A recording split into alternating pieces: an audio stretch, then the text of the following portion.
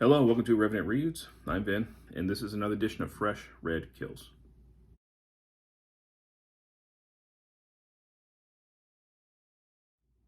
So, Fresh Red Kills is where I talk about the books that I have recently finished reading, and I read both, or all three of these books in the last part of July. And if you're new to my channel, my videos, I don't really call them book reviews, they're book discussions. They are unscripted, off the cuff. That's it. They're just very informal. There's a way for me to kind of document my thoughts. So we can see I got kind of a brief history book, and then I've got some sort of politically tinged books. I guess I'll go through the political ones first, and both of them deal with Donald Trump, and not in a good way. So I guess I could start with this one. Now, let me just preface this by saying that yes, I'm a very political person, but I do not consider my YouTube channel to be a political channel. This is a booktube channel. I am talking about books and thoughts on books. I am not inviting a political discussion necessarily inside the comment section. I am happy to have a nice political discussion with people in good faith in person, but I am not going to waste my time, basically with keyboard warriors on YouTube. So if you are somebody who is like that and, wants to leave a comment that is maybe impolite on YouTube, it will definitely be erased. I won't engage in it. So just preface this by saying that. So this is something that I had found at the local secondhand store, and we are gearing up for another election season, another one in which Donald Trump is a contender. And this is one that always kind of interested me, and just with this kind of political atmosphere that we have right now, I thought, might as well pick this up. It's not a very long read, actually. Maybe about around 200 pages. Yeah, it's only a little over 200 pages. So this is by Mary L. Trump, and she is the niece of Donald Trump, and she is also a trained clinical psychologist. And this is Too Much and Never Enough: How My Family Created the World's Most Dangerous Man. And really what she's doing is recounting her family's history. Really her grandfather, and a lot of it actually has to do with her father. Her father was Freddie, Donald Trump's older brother. And the first half especially deals pretty heavily with that brother. And especially with I guess she would definitely characterize it as the mistreatment of him, and resulting in his early death. There's a lot of contrast involved with how her father was treated and how Donald was treated. And she characterizes her grandfather really as something of a sociopath. Somebody who didn't really understand human emotions, who valued people only really through, seems like, dollars and whether or not they, bent to his will.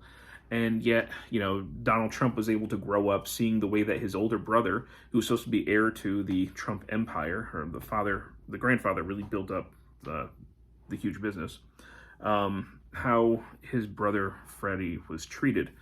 And, essentially Trump was able to compensate. His lying, his brashness, and all that stuff really ended up being indulged by his father. And she, really talks about the terrible examples of of how her family failed a lot of their family members, the kind of odd, quirks of some of them, the kind of environment that built somebody like Donald Trump. And she does in the second half start going into Trump's investment history, how much of it was bankrolled by her grandfather, even though he was constantly, basically bleeding money dry, how Trump was building up his persona. And then she kind of goes into aspects of her grandfather's will, and basically how her and her brother were, being cheated out of money by her aunts and uncles. It's interesting. She does have kind of a humorous way of writing sometimes. It opens up with a visit to the White House for, I think it was like one of her relatives' birthdays, if I remember correctly, and what it was like to, go into the Trump White House shortly after he was elected. This is obviously not a good or not a positive take on Donald Trump. That should be pretty clear. But the fact that she is a trained clinical psychologist, she does kind of diagnose Trump and her grandfather and try to get into, for the most part, what's going on inside their head psychologically. So it was interesting. Again, very swift read. It basically just kind of confirmed me stuff that I already suspected. But interesting nevertheless. I also found this at that same secondhand bookstore. This was published a while back, 2017. This was shortly after Donald Trump was elected. So we have On Tyranny, 20 Lessons from the 20th Century by Timothy Snyder. I remember when this was first published, and I just generally, like, these sorts of things are sort of out of character for me generally. But yeah, I've been thinking a lot more about politics lately. So when I saw these things super cheap, my dog's going crazy. You can probably hear her barking in the background. When I saw this thing super cheap and very quick reads, I thought, yeah, I should read this. And especially now that I know Timothy Snyder more. So Timothy Snyder did write the excellent history, Bloodlands, Europe between Hitler and Stalin, about Eastern Europe after World War I and through World War II. And that is just a eye-opening, tragic, and really excellent history. So when Timothy Snyder is going to write about tyranny and all the lessons basically that he learned looking at things like Nazi Germany and Stalinist Soviet Union, I'm going to listen. And he is very clearly drawing parallels between what Donald Trump, who at this point was newly elected, the things that he was saying on the campaign trail and then early in his presidency, and how eerily similar a lot of what that seemed to be to, again, that dark time in Europe as Timothy Snyder studies it. And he has 20 lessons about how we can stand up to tyranny. And some of them are fairly practical. He gives us kind of, like, here's stand out, right? He gives us examples of historical examples. And this was interesting. It was a quick read. I think this is certainly something valuable. I did look at some of the reviews, and when this was first published, of course, you have people giving it one-star reviews who are like, he's a reactionary, or he's just basically fear-mongering, and yada, yada, yada. But a lot of what he says in here, we saw come true in the years since. So,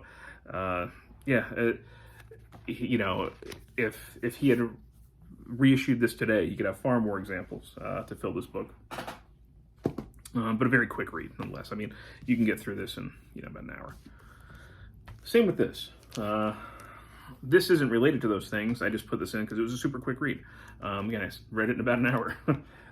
This is written more for, you see how big the print is? This is written more for like young readers. You can even see that there's they have vocab in the margins. So I don't know exactly the target audience, but this is probably more of like middle school audience would probably be able to read this just fine. And this is Voices from Colonial America by National Geographic, Connecticut, 1614 to 1776. And I do live in Connecticut, and I mentioned in a video at some point that I was asked to be a part of a town committee that's going to be celebrating and has already started celebrating the 250th anniversary of the signing of the Declaration of Independence to the town. So we've been looking at different historical ways to celebrate, and I just wanted to learn a little more Connecticut history. And I had gotten this for I think like $1 or $2 off of Hamilton Books. Now I didn't know when I bought it that it's fairly thin, and like I said, it's kind of written a little bit for a younger audience, but still, I thought it was valuable. It's pretty cool to see the primary sources in here. There were still things that I learned. I didn't know everything about my state's history. Certain names that I've certainly come across that I didn't know a lot about. So it was nice to give that sort of overview. I think there's some helpful maps as well, like things like that. There's little things about like the witch trials, and we got Uncas. And it brings us from the earliest settlers up to Roger Sherman, the author of the Connecticut Compromise, which helped to create our current bicameral government. And yeah, I mean, it was just a nice thing to read and learn really quickly about just some Connecticut history. And, basically helped me direct further research, because now I just know some of these names a little bit better that maybe I wasn't familiar with earlier. So, anyhow, these are 4 books that I read in July. 2 which are, of course, political in nature, even if they're a little bit older now, and 1 just for some general history. If you have, what I usually say is, if you've read any of these, I'd love to hear your thoughts. That's sort of true, but again, keep it polite and respectful when it comes to the political stuff. I am not going to engage in political debate in a YouTube comment section. Otherwise, thank you, BookTube.